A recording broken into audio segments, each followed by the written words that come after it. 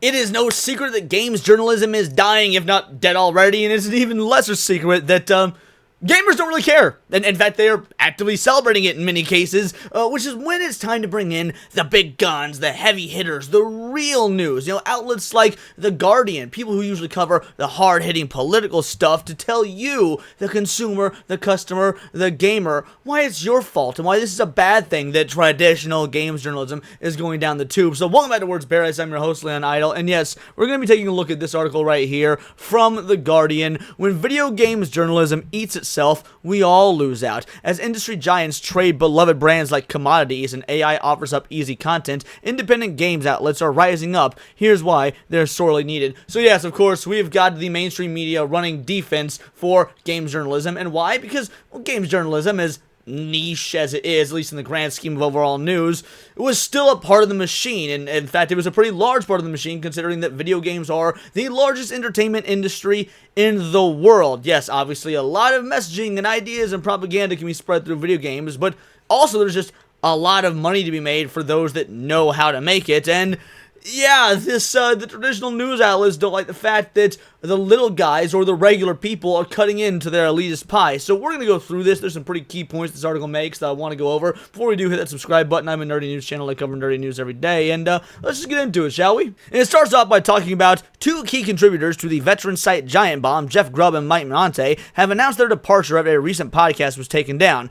Also, major U.S. site Polygon was being sold to Valnet, owner of Screen Rant and Game Rant brands, resulting in a swath of job losses. So yes, here they're lamenting the losses of the jobs to Giant Bomb and Polygon. Polygon, who has been almost as big a joke as Kotaku for several years now, and no gamers have given really any credence or relevance for a very long time. Oftentimes when people do reference them, it's just to make jokes about their articles or the fact that, you know, they are basically just an agenda machine. Remember when they made that article about Link from The Legend of Zelda being trans? Needless to say, nobody was sweating the loss of Polygon. And when it comes to Giant Bomb, did anybody really know who they were? I mean, let's be real. They weren't exactly the big names in the industry. I'm pretty sure more people know of things, you know, IGN, PC Gamer, before they're going to go to the podcast Giant Bomb. Jeff Grubb's biggest claim to fame was stealing a story from Smash JT a month and a half late. But of course, they're going to run nostalgia coat for these outlets with statements like, "It's sad how these long-standing sites, each with vast audiences and sturdy reputations, have been traded and chopped up like commodities. If they had such great reputations and they were so sturdy, then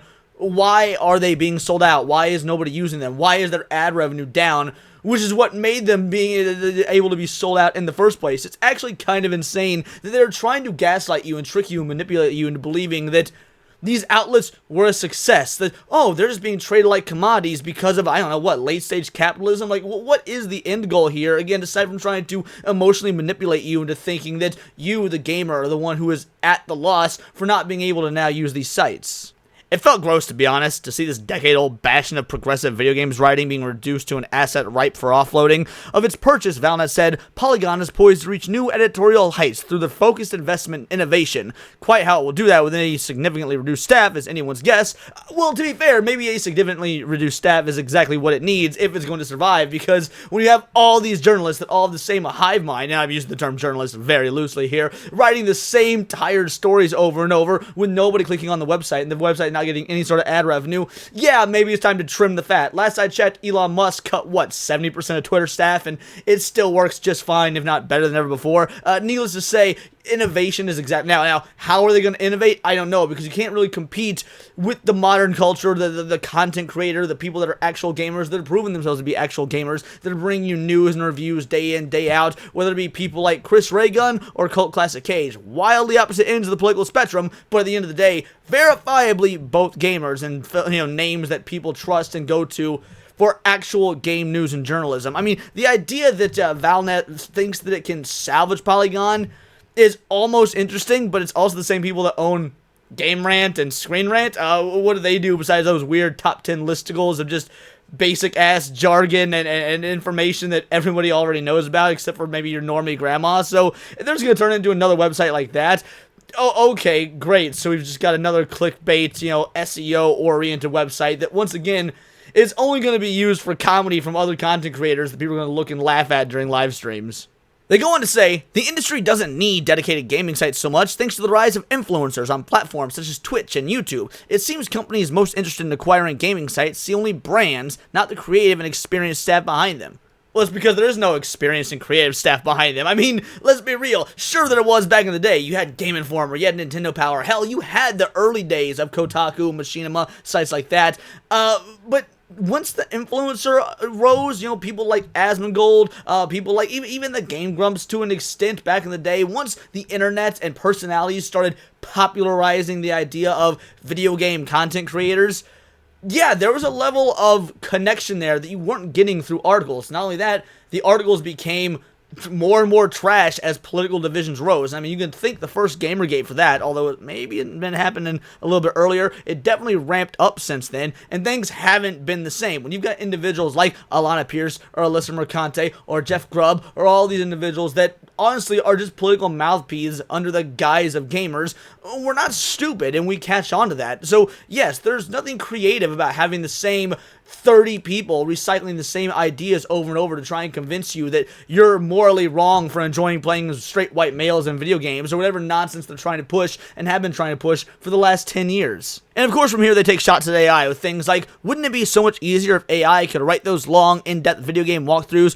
get so many hits, but take so many weeks of work to produce? Wouldn't it make sense if news and analysis was generated and filed within seconds through some sort of automated content pipeline? Look, AI game walkthroughs, sure, maybe they'll be a thing, but even so, they're not going to take off. I mean, people don't even go to Kotaku or Polygon or whatnot for game walkthroughs and when they put them out. Why? Because you can just go to YouTube and have a visual representation of that walkthrough being done then and there in real time. No need to pause the game, read some articles, make sure you're doing it right, run the risk of someone having typed left instead of right by mistake so you go down the wrong hallway during a speed run, whatever it may be. No, walkthroughs in written format are absolutely a thing of the past. Again, you've got every single video game imaginable has a walkthrough on YouTube you can just one click away from, and it's going to be so much more of a time expedient factor. And again, that's for people that use walkthroughs, which I don't honestly condone, but hey, to each gamer their own.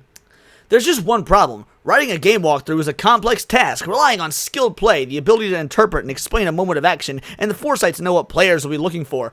Are you actually trying to convince us, the gamers, that you, the journalists, the ones that couldn't even complete the Cuphead tutorial, can give us the most efficient and expedient walkthrough in a video game? Press X to doubt, my guy. A review is subjective human response to experience. A podcast is a parasocial chat with pals. This is my favorite line in the entire article because obviously I have a pretty dedicated audience. A small audience, but a dedicated one nonetheless that shows up for every live stream, every video, the whole nine. And of course we've got people far larger than me, from Hypno to Smash AT to Asmongold, names I've mentioned earlier. Yes, these people show up for a reason.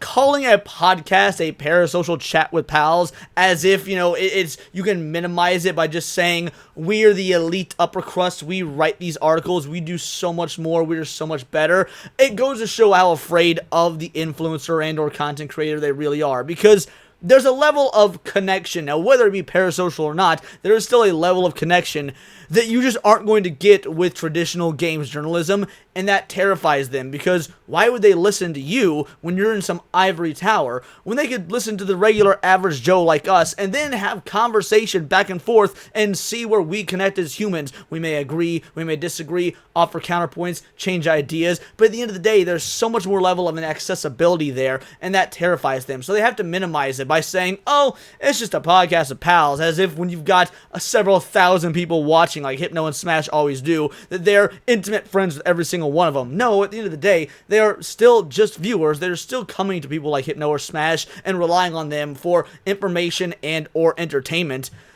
But it really is that simple. Vitally, good games journalism also holds the industry to account, investigating and highlighting issues that would otherwise be buried. The people who do this stuff and do it well have been playing, writing, and questioning for years. They know what we think about when we think about games. Alright, this is the biggest crock of shit in the entire article. The main reason that we are all exuberantly over the moon about the death of games journalism is because you don't know what we gamers want when talking about games, because you don't care about nor represent gamers.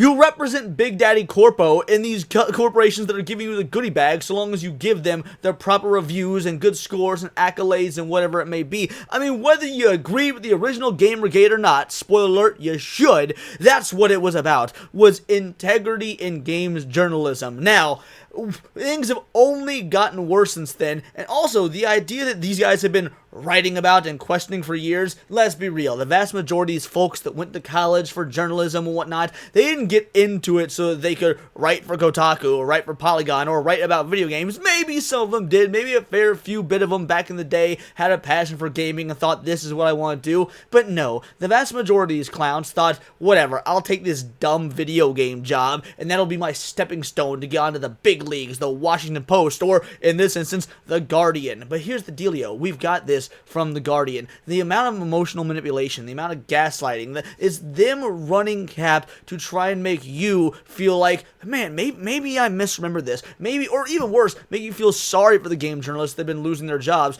Maybe we went too hard on them. When no. That's not how it's going to work. That's not the case. You're running defense for your other buddies in journalism because you are all part of that same cesspool that oftentimes all have that same level of ideology, and you can't let folks like us win. Let's be real, guys. The dude who makes the 50-minute video that is well articulated and well researched, and he films out of his home studio just for the love of the game, oftentimes has far more valid points about whatever's going on in the industry than the 57th game journalist writing the 3000th article about how, oh, aren't these layoffs so bad? It's absolutely mind-numbing, and I think, and in fact, no, I know that all y'all in my audience here are far too smart to fall for such manipulation as this. Fandoms can only be fooled for so long. I harbor high hopes that when it comes clear, understaffed machines of digital content can only spew out secondhand ideas, the pathetic ghost burps of dead fandom, authenticity will become the only game in town. The sheer irony of this final paragraph. For one, talking about how this AI and whatnot's only going to spew out secondhand slop is null and void when all these journalists, as mentioned before, are just regurgitating the same variations of the same article over and over in an effort to try and beat us over the head with whatever message and or agenda they've been trying to get across. But that's not even the crux of this. The best part is how it ends. Authenticity will be the only game in town. That's what people get from content creators. Whether you like Smash JT, whether you like Hypnotic, whether you like asmongold, whether you like Kato, whether you like me, it doesn't matter. The fact is, we all in this because we do care about gaming. Not just gaming, but again, nerd culture at large, since a lot of us cover wide swaths of different topics and whatnot. But the fact of the matter is, we do this because of the authenticity factor. There's a reason that you're watching us and not reading the articles. So there's a reason you're watching us and not watching, let's say, again, Machinima's not really around anymore, but, those sort of corporate-style YouTube channels like Watch Mojo or whatever, they're coming for the individual because that authenticity is there. Authenticity is already the currency, and it's a currency these games journalists lost ages ago. It's a currency that the vast majority of game studios lost ages ago. So yeah, the fact that you've got The Guardian ending their article talking about authenticity as if just being a human automatically makes you authentic as opposed to AI regurgitating articles, when these people were already drones to begin with, that's why we call them NPCs. That might be the most chef's kiss way to end this entire video. But these are just my opinions. Let me know yours in the comments down below, or let me know on X, or you can find me at Bolt the Word. And please do subscribe. I am a nerdy news channel. I cover nerdy news nearly every day.